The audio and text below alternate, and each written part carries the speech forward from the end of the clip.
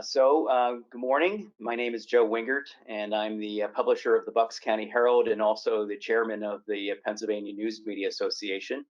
I'm pleased to welcome you to the PNA Community Newspaper Forum. And many community newspapers rely on the Postal Service to deliver their publications.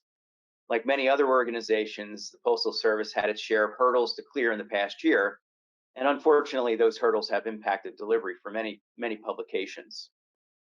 We are joined by Dave Webster, who's the Senior Director of Processing Operations for the Postal Service Chesapeake Division, to learn how community newspapers can work more efficiently with the Postal Service and to find answers to your questions about the Postal Service.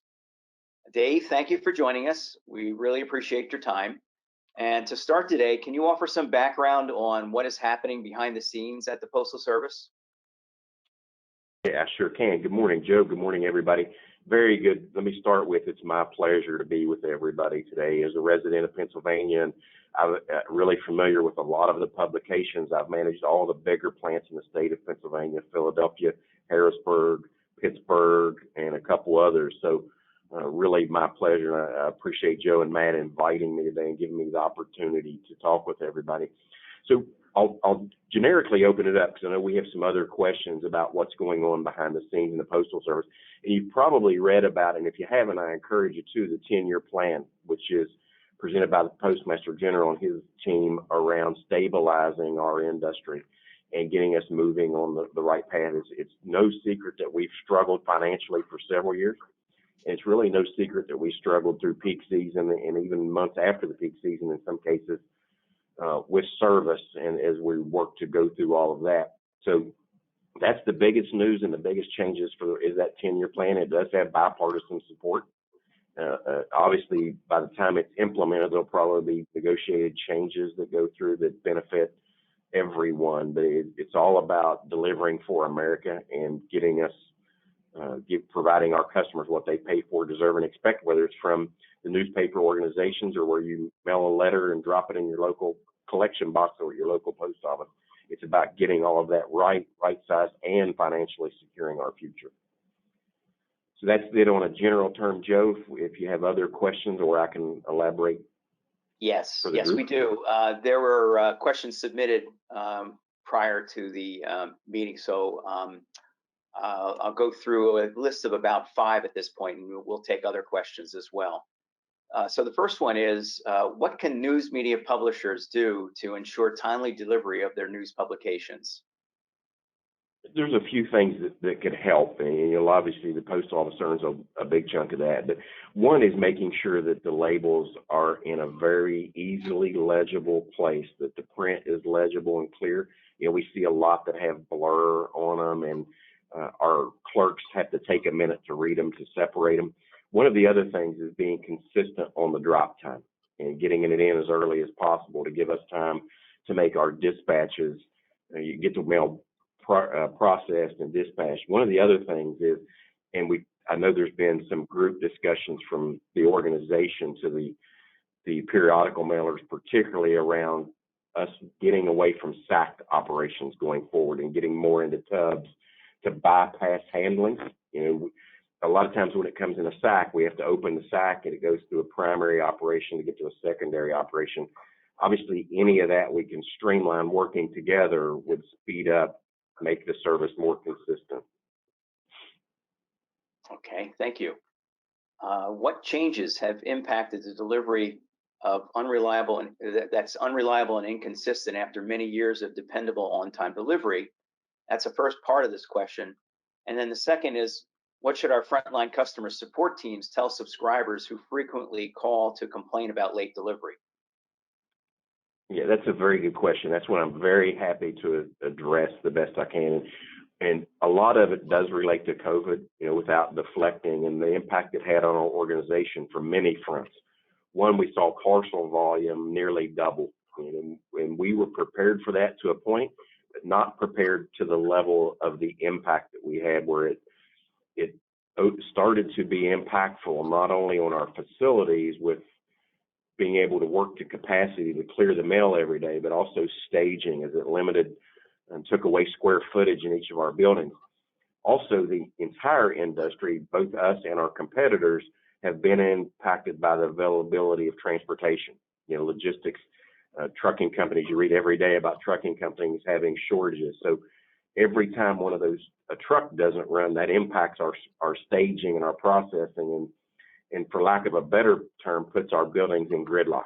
You know, we get to where we can't move because we're built to keep our buildings fluid. You know, mail comes in, we work it, goes out, and ideally we work more than we take in every day. We dispatch more than we work every day, or as much as we work. That's what fluidity of our business is. So these impacts challenged us to be able to work as much as we were taking in and then dispatch what we were working. Also, the airlines have struggled. You know, we're very dependent on, we don't own our own planes, but we're very dependent on commercial air transportation and some of our actually competitors that transport our mail. We've been challenged in that front, getting that. We're still challenged in that front and working through some movement on that. But that's been our biggest challenges. So dealing with customers, and I meet with a lot of customers, and going forward, we'll talk about meeting with each of you that I'm more than willing to do. And the biggest thing is, in going through data, which we can, it's harder on newspapers because they're not as measured quite as much as everything else, is the vast improvement we've been seeing over the past 6 weeks, particularly, and particularly from a Chesapeake standpoint, which, you know, is the state of Pennsylvania, state of Maryland, Delaware, and the District of Columbia. The conditions in our buildings this morning are as good as I've seen in probably 2 years. You know, the company's made a very strong commitment to helping rectify our staffing challenges by going to more career employees. And one thing, for example, is Chesapeake is my division that I just talked about. We're going to a lot more career employees, because one of the things we've been challenged with through COVID and stimulus, if you will, is employee retention. Our retention rate or turnover rate has got to as high as 40%, which makes it very challenging because we get in a continual cycle of training. So the Postmaster General laid out a plan to incentivize employees to stay with the Postal Service is to vastly increase our number of career employees. There's a path to a career, not just an occupation. You know, because our current structure and our previous structure has been, we rely a lot on flexible employees. You know, we schedule them, we work them, and we obviously, as I said a minute ago, we attrit them. We attrit them at a lot of higher rate than that can make us sufficient and, you know, get to what I talked about earlier, the simple math. You got to work what you take in or you end up in delayed status, right? So he's made a very strong commitment. So for Chesapeake, that's about 1,300 career employees we're going to have by fall that we currently don't have. And then for the state of Pennsylvania, it's over 500 career employees, which is good for everybody. You know, obviously, it'd be good for the industry. It's good for America. It's good for me as a director and good for my plant managers to be able to have a more reliable staff without that attrition that I've talked about to keep your product and others moving through our system. So just to follow up on that particular comment, is that an increase in personnel that you're seeing, 500 in Pennsylvania? Yes, I think and I don't have that number for me. It's like 550 that we'll see going to career, and then we'll replace those with the non-career like we have now. So it is a growth in of that type of employee. Right. Okay, and then the second part of that is how do you think our frontline customer support people should handle their subscribers who call to complain about late delivery? And basically the commitment that I just gave each of you is to keep it moving. And as I talk to many, I get that question every day when I meet with customers of whatever product, and I meet with a group of customers every day, is we are getting back to the dependability. And that's part of the reason I mentioned the conditions in Chesapeake this morning are unbelievable. Really, I'm very proud of what my team has done as we start to stabilize and get people back to work. And you know, I heard some conversation prior to the meeting starting about how things are getting back to normal. That's also the same for us. You know, we're getting back to normal where our staffing is stabilizing, and we are being able to move more than we take in every day, which is simple math. we've got to be able to work what we take in and dispatch what we work. So we are to that point, which is why our conditions are so solid this morning. Okay. So we're going to stick on to the subject of late delivery, and I just want to let you know that we've solicited feedback from publishers around the state, and in Pennsylvania, we've heard reports of newspapers not being delivered for 4 to 6 weeks, and in some cases several months, and examples of where 5 issues might be delivered on the same day, anywhere from an issue from back in January or February delivered along with a May issue of the paper or our publications. So is this kind of thing happening outside of Pennsylvania? Is it a national issue as well as what's been happening here? Yeah, we do have that problem in pockets around the country, not just in Pennsylvania. As you know, some pockets in Pennsylvania are worse than others. But let me follow into that question, if you don't mind, Joe. Sure. I own the state of Pennsylvania. I own fixing the state of Pennsylvania. It is my commitment to fix that. And as a plant manager, I had very good processes around newspapers. And I'm in the process. I'm already about halfway there of implementing to make sure that we clear the newspapers on the processing side every day, timely every day. And then back to that, your very opening question, the way we can help is making sure that from your industry, making sure we have legible labels and be consistent as you can with when we drop it. The number one thing we get from customers that we need, that, and this isn't just for newspapers, is everybody wants consistent, timely delivery. And that is the Postmaster General's, my commitment to all of you, my commitment to Chesapeake, is to be timely and consistent. For that, getting a timely and consistent receipt of volume obviously helps us meet that commitment. Right. We realize that's no small task. It's hard to get out, to kind of work your way out of those problems, especially on the scale that you're talking about. With your territory, do you cover all of Pennsylvania? So Pittsburgh, Erie, all the way down to southeastern PA? Correct. Yes, I have the entire state of Pennsylvania, Maryland, Delaware, and DC if we have anybody outside Pennsylvania. Right. Okay, great. When do you think the publishers could start to see improvements on delivery? We should really see huge improvements. Really starting to see last week. This week, as I mentioned, how good my conditions are this morning. I mean, there was a point where I would prefer not to talk about my conditions, but I'm proud of them this morning. And we've been preparing for this holiday weekend for 4 weeks individually. I mean, we've really prepared. So our expectation is to come out to the delivery early Tuesday morning, like very early, earlier than we ever have, and all of our facilities entirely clean Tuesday morning and give delivery the chance to deliver everything timely Monday. That's our fresh reset. And we've had a reset in a lot of our facilities, like Pittsburgh is there. Yeah, I live in Pittsburgh. I visit all of my plants, but I spend more time in Pittsburgh plants. They are very well prepared and already at the point that I'm telling you everybody will be at Tuesday. Okay.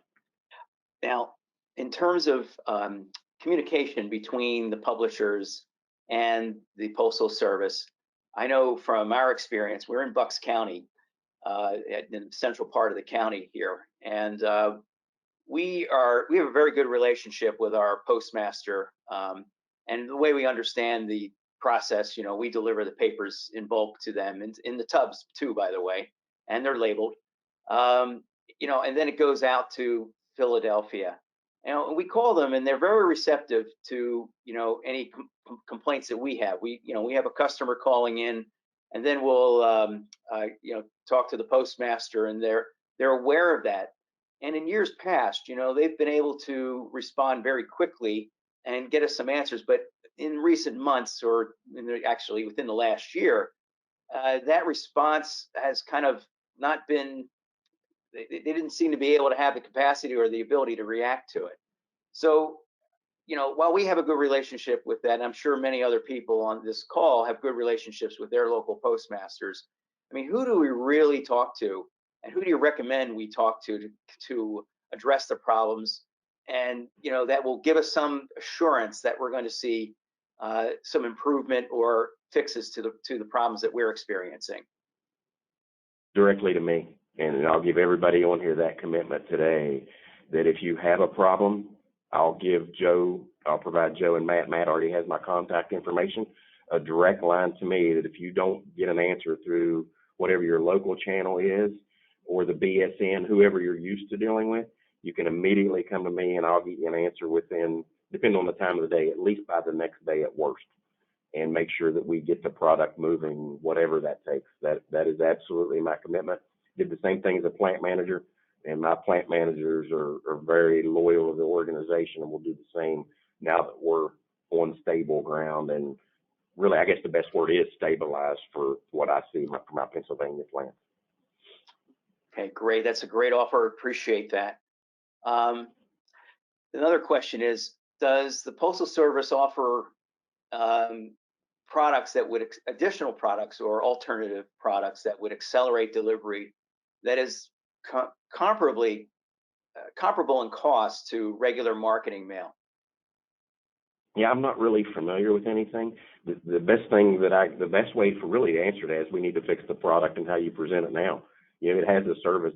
The current product is a service commitment, and my commitment, as I made just a minute ago, is to fix that for you. And part of that would be that direct communication. I mean, like as I said in the opening, I'll meet with as many as we need to every day, because I'm very passionate about giving you what you pay for, deserve, and expect, and also feel as a representative of the organization, we can provide you the service that you have now without you having to change, other than cleaning up any issues that we've already talked about. You know, within the current structure, we can provide the service I think that you and your customers need. Okay, thank you. I really, you know, we're going to keep focusing on this because apparently it is the big concern of other publishers. We had another question come in, and I'll read it to you. I appreciate that you are working on improving things, but I'm in Philadelphia, and as I'm on this call, our phones are ringing with people calling about not getting their papers this week. We've not received the copies we have mailed to our own office either. Is there a specific issue that remains with the Philly area? I'm not aware of one this morning, but as soon as we're off here, I will call my plant manager. And what I like to do a lot, it frustrates my plant managers, is I'll FaceTime with them while they walk the floor so I can get an eye on it, since I'm not in Philadelphia. I was in Philadelphia 2 weeks ago, and the building was very presentable, and we did have some pockets of issues that we were working on, but I'm not aware of a situation today. But as soon as we get off, I'll call my postmaster. If you can send me that mailer particularly, we may not want to say it in front of everybody, that's up to you. If you or Matt will send me that, I'll address it as soon as the phone call is over and then rectify whatever it is. Okay, great. All right, so the floor is open. I've gone through our prepared questions. I went to see if we can have any others come in and ask Dave. Joe, we do have a question. A couple questions have come in while we've been talking today. One of them was on rate issues, and we were hoping that Dave could talk a little bit about expected terms and upcoming rate hikes that might be impacting the news media industry. Yeah, unfortunately, Matt, I'm not prepared for that one today. I did meet yesterday in the part of the 10-year plan. I saw some changes in there, like 1.47%, I think, over time.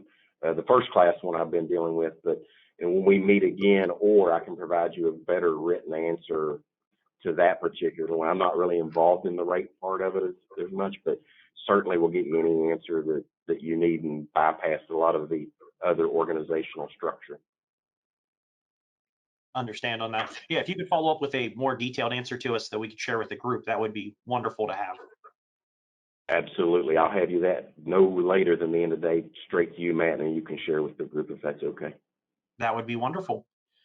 Another question came in, and this is about a particular area, but maybe you can expand on it for how other people across the state could deal with it. One of the papers has, great customer service, great results Tuesday through Friday delivery for timely manner. However, their Saturday deliveries experience several days of delivery. When they talk to their local post office, they're told that it's a distribution center in Johnstown that's causing the issue. The question is, what can they do to fix that? But also, I was wondering if you could expand on when you're talking to your local post office, what are the steps you should take, when you're reaching out with these issues? What should we have documented? What should we be passing on when we're calling in with an issue so you guys can approach this and fix it more easily? So two-part there, if you could talk about for this particular issue in Johnstown, where distribution center having an issue with Saturday delivery, but also when our members are calling in with problems like this, what all should they be documenting and bringing to the table to help you address it?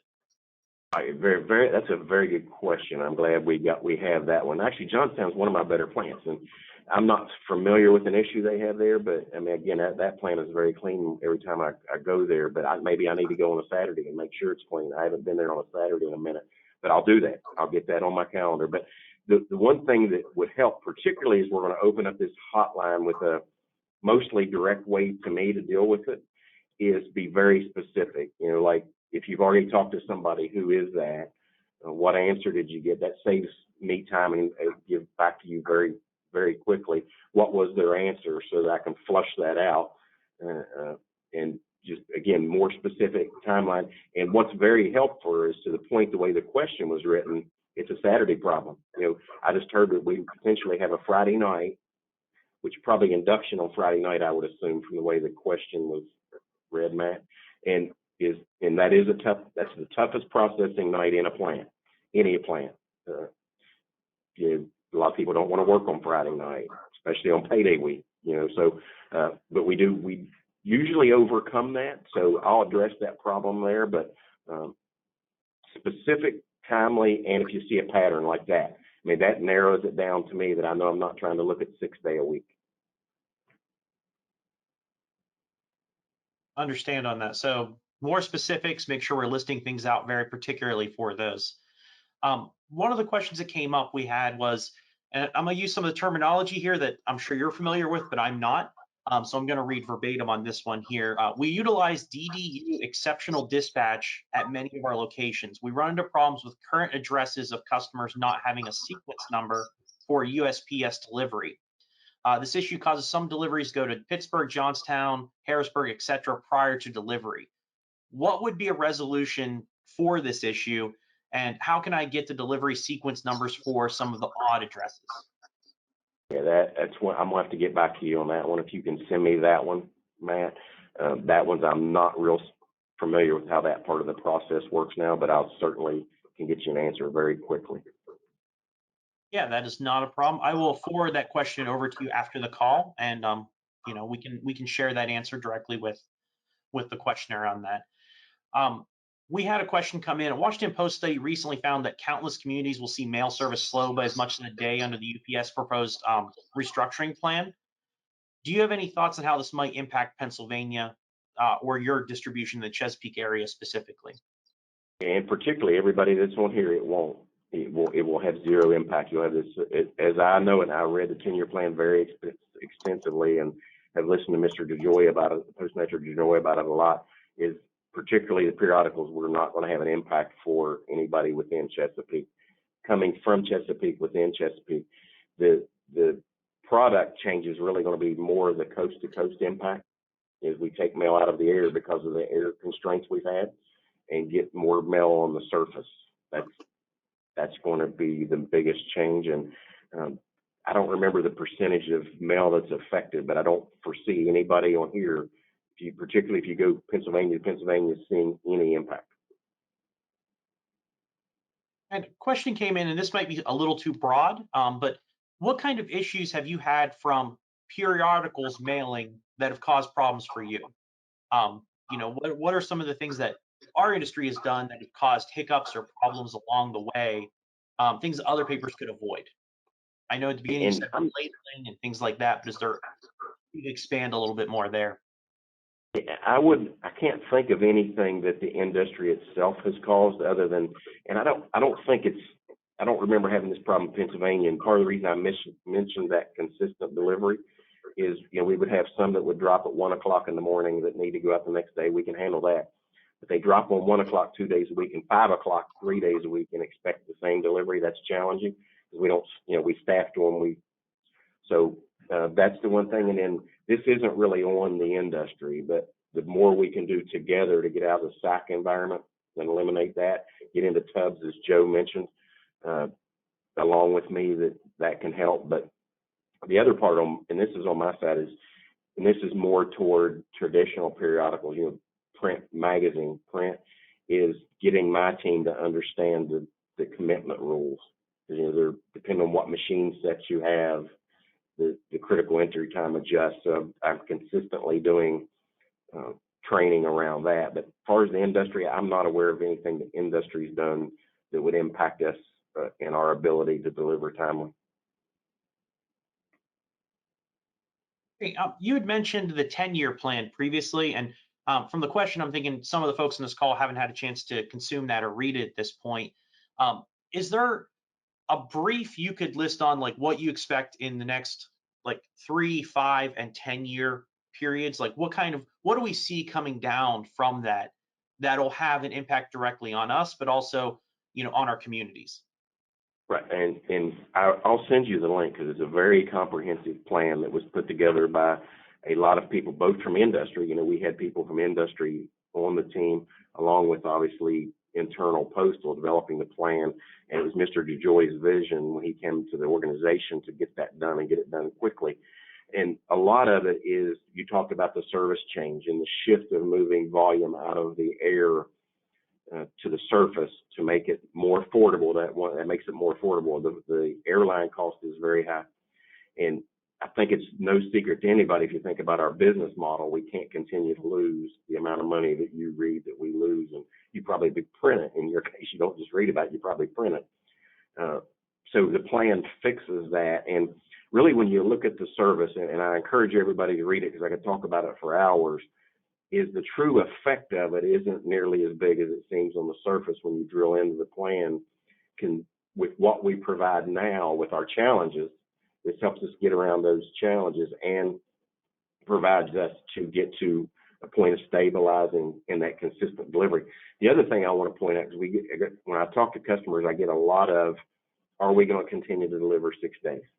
And that's on a lot of people's mind. And one of the things Postmaster DeJoy did when he came in, that was one of the very first things, the 10-year plan, we are going to deliver 6 days. To get that out of it, obviously gives us a competitive advantage, gives you a competitive advantage for your product if we can get you the right timely delivery. And I got to fix John's town on Friday night to get it into the household 6 days a week. That helps you sell your product too, right? So that was number one on his agenda, and one of his first 3 big accomplishments was setting that forward, and we're going to pay for it. Because everybody's heard for years that we're looking at 5-day delivery to get us out of that. Mr. DeJoy's approach is, no, we're going to deliver 6 days. We're going to do it profitable by making other changes. His biggest thing is, if you look and you read about, when I'll send everybody a link to the 10-year plan, is getting our structure fixed, new delivery vehicles, I talked about the commitment to giving us more career employees, increasing our staffing to where we can consistently staff to work your product and deal with that attrition. He has a plan for us. It's called the 555 plan on fixing that attrition. That's what it's a lot about, which fixes our cost, because a lot of where our costs come from, like 83% of our costs are employee salary, wages, and benefits. Part of that is the overtime created by our attrition and attendance levels. So that's what a lot of the plan deals with, and that's what helps makes us financially. All of you know, if you have to pay somebody to do all your work at an overtime rate compared to a regular rate, there's a vast difference. That's one of the biggest things that I see personally as a senior division director coming out of it that I think benefits all of us. That and committing to, we're not even going to talk about going to 5-day in the near future.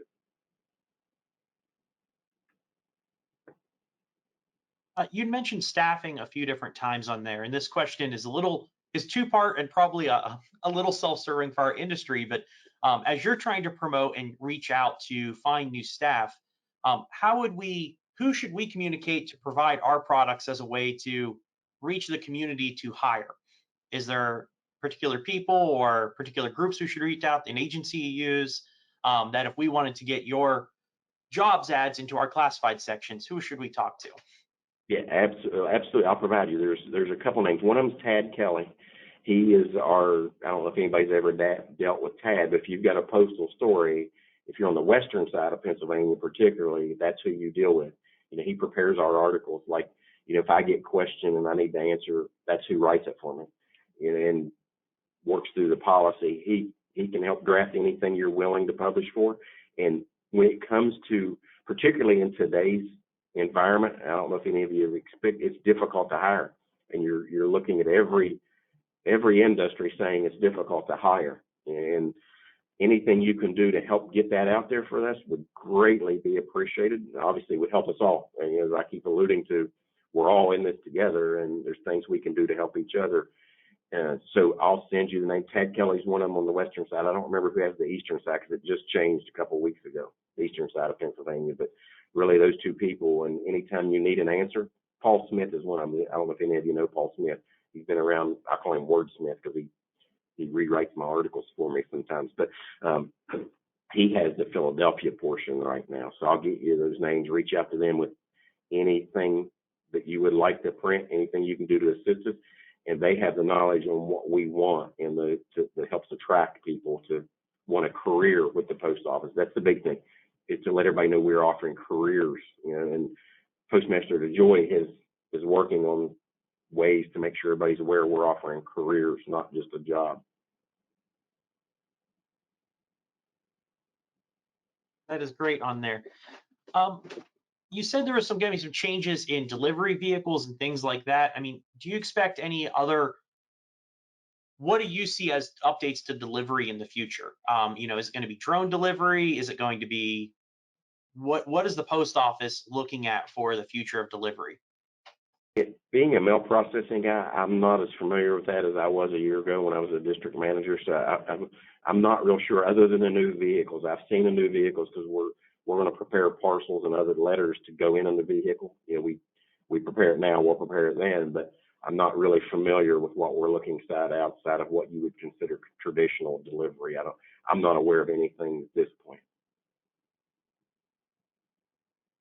Will do. And we still have a few more questions coming in here, but just a reminder to anyone on the group call here, you can submit your questions through chat to have those placed into here, and we'll pass those along to Dave to answer where we can on that side of things. So everyone, please, if you have questions, just drop them into chat to the organizers, and we'll be able to pass those along for us to be able to expand upon and find answers to.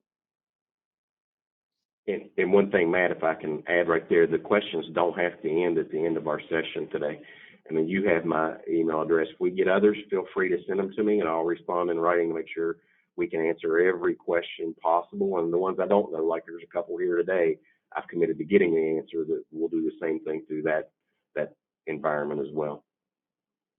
That is great to hear on there. For that, is it best by phone or email? What's the best way to communicate with you when we're responding back to you? Really, email probably. And I have an administrative assistant that helps me through about 3,000 emails a day, and then group them, which I'll give you her address to make sure we have it. I do eventually get to them all in a day or two, but and then if it depends, and if you feel that you need me right away, yeah, I'm okay with everybody having my phone number. I'm perfectly okay with that. Dave, I just want to add to the question a little bit in terms of contacting you. I imagine you get a lot of calls about slow delivery. It's been that way for many, many months. Is the Postal Service tracking this, in any way that they're able to quantify where the issues are, and then kind of like drill down to the geographic areas so that they can be addressed? In a couple of ways, Joe. We have a system, and it's called ECC.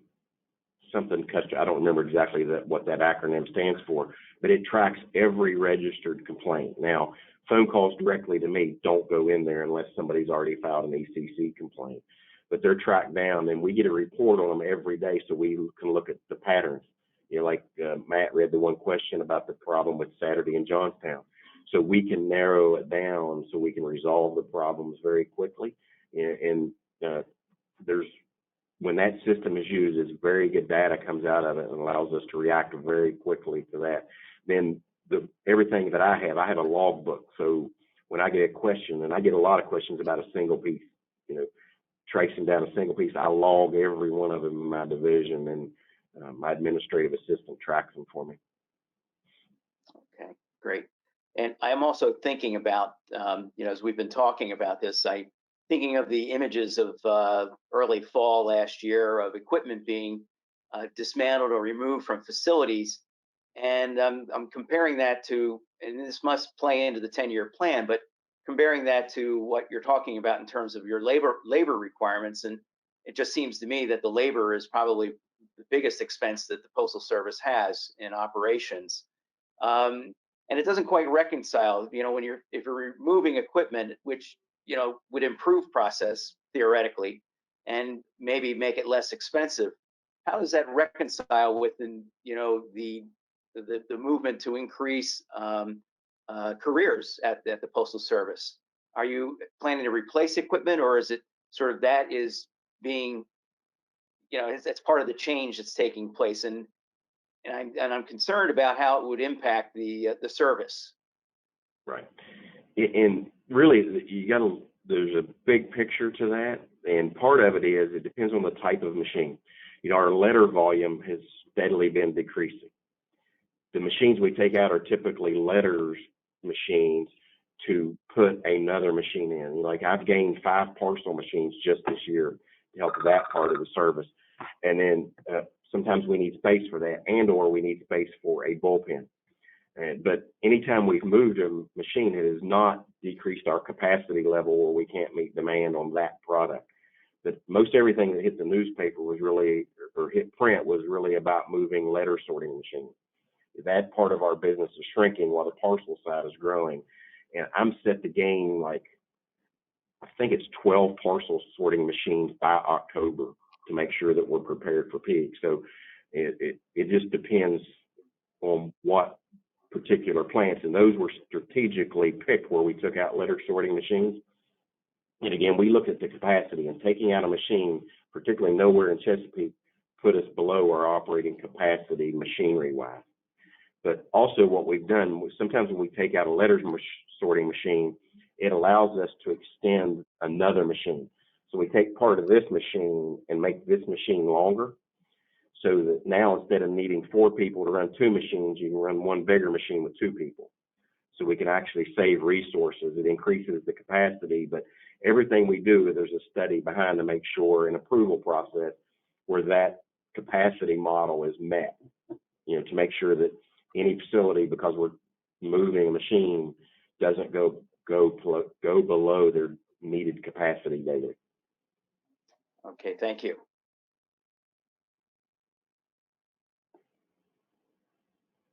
Dave, we had another longer question come in. I'm going to read verbatim on this one. So if you can take a crack at this one. Our companies have been making great progress in ensuring that our products are sorted, labeled, and sacked for appropriate post office of delivery instead of being sacked for the distribution centers. Am I correct in assuming that this is helpful for all concerned in handling our products to ensure faster, better delivery for our customers? Does this not help the post office with their duties? It absolutely helps. And it's like when I talked about the possibility of going away from sack straight to a tub. It's the same thing. Anytime we can reduce handling, it makes the process more efficient, more timely, and allows us to be more consistent. So DDU drop is straight to the delivery unit or cross dock through the facility absolutely enhances our ability to deliver timely and efficiently. And on that same thread there, with that being helpful, they're still having particular concern with one particular post office. Again, does this go back to we should document as much as we can and then reach out to you with a particular post office? Absolutely, particularly a pattern. If you have a pattern, that Johnstown example is a perfect example. Or if you're having a consistent problem with post office B, whatever that post office is, obviously we can go straight to the problem and rectify it. And when we were talking about, when you do start to reach out to me directly, the more specific we can be to eliminate steps of the process, the quicker we can rectify the issue. And Dave, this might be outside of what you can answer today, but it's great that you're sharing this information on the Chesapeake region here. But for a few of our folks that are from South Carolina or Michigan, do you have a counterpart in those areas, like someone else in your seat? And what's the best way to kind of find that person? Like particularly for this group, let me know and we'll get them on. I mean, they are all very good. We have a lot of boundary customers that we both, particularly directly to the south, my partner who, because we have a lot of exchange, and directly to the north, my partner up there, we're on a lot of calls together dealing with customers because of the boundary issues. You know, it may come to a processing plant in Chesapeake and be delivered in South Atlantic, you know, or across the facility. So you know, we have several customers. There's a couple we meet with the board of directors now weekly just to go through jointly because it crosses boundaries between, in this example that I'm using, between Maryland and Virginia. You know, I have Maryland, I process mail for Virginia. You know, so my Virginia counterpart gets on those calls with me. One of the questions that came in, and again, this might be something you can answer or not, but it does deal directly with processing. When we include things like belly bands or poly bags, does that cause any problems for the new equipment you're putting in? Now, like we're putting in a machine that's very universal. It's called in the delivery universal sorter. And the problem we have, poly bags cause a problem, especially if they have to be folded. You know, if a lot of them, like, and I won't mention any customers, but a couple customers use one size bag regardless of what's going in it. Probably doesn't affect the periodical industry as well. But before we can sort them, we have to fold them. That's pretty labor intensive to personally have to handle every piece, and it takes away the capacity of the machine. But the newer machines can handle a little bigger pieces, have induction points that go through employees to work through those problems. And while we've got this on, we did just get a brand new machine in Philadelphia that we've accepted for those that are affected by the delivery. That we've increased our capacity by about 35,000 parcels a day. You know, at least it's probably going to be a little more than that. The test reveals at least 35,000 a day, which will help all of us.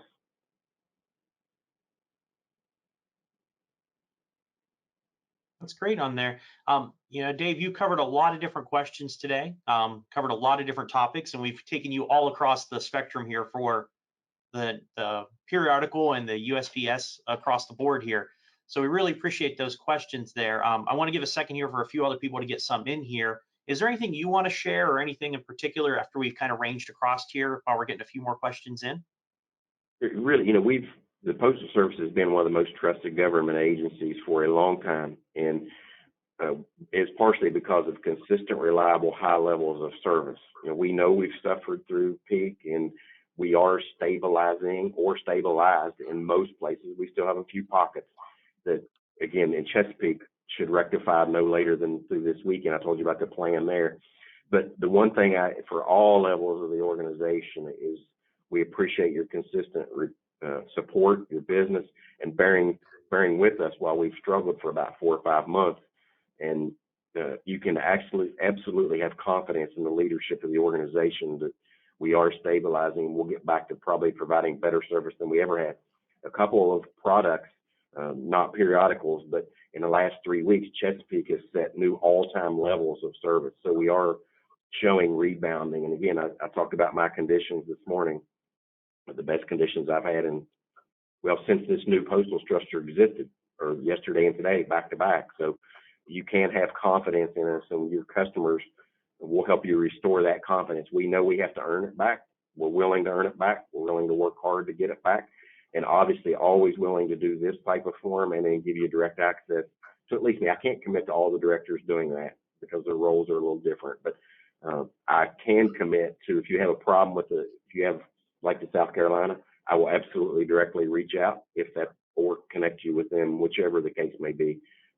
We have a great group of senior division directors that have the same commitment level I do to make sure we're good, as does our Postmaster General, my boss, everybody in the organization.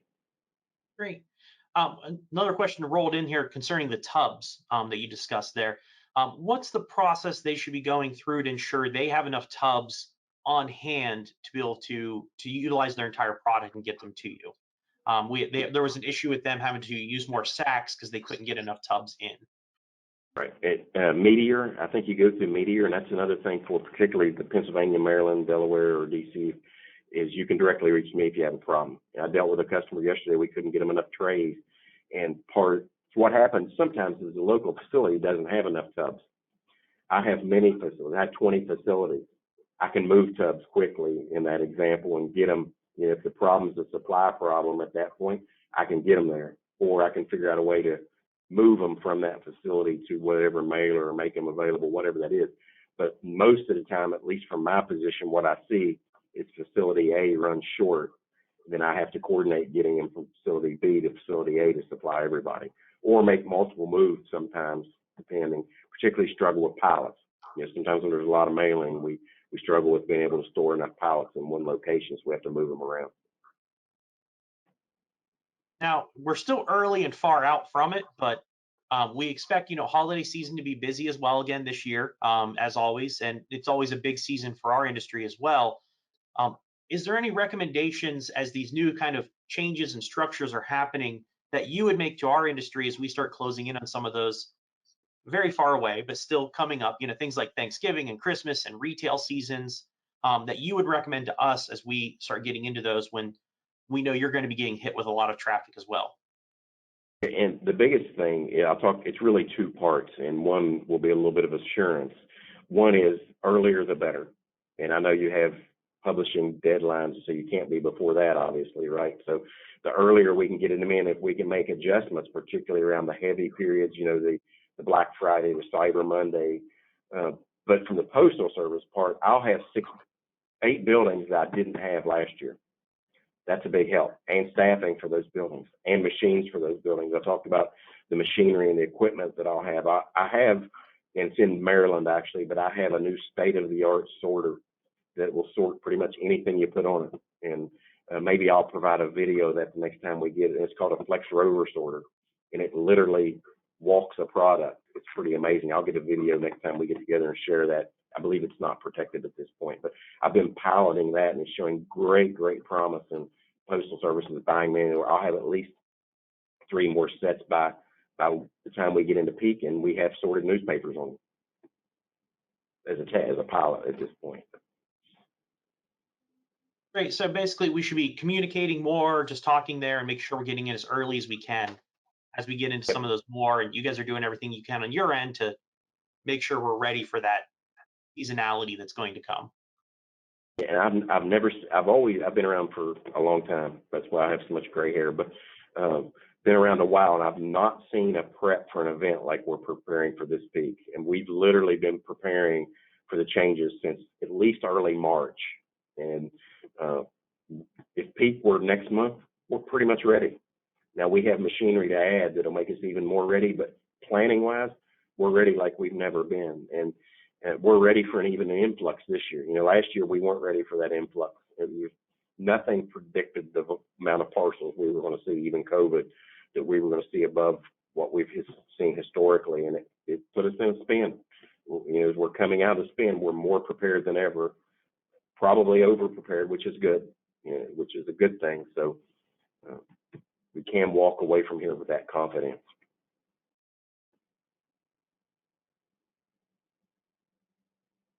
That is great to hear.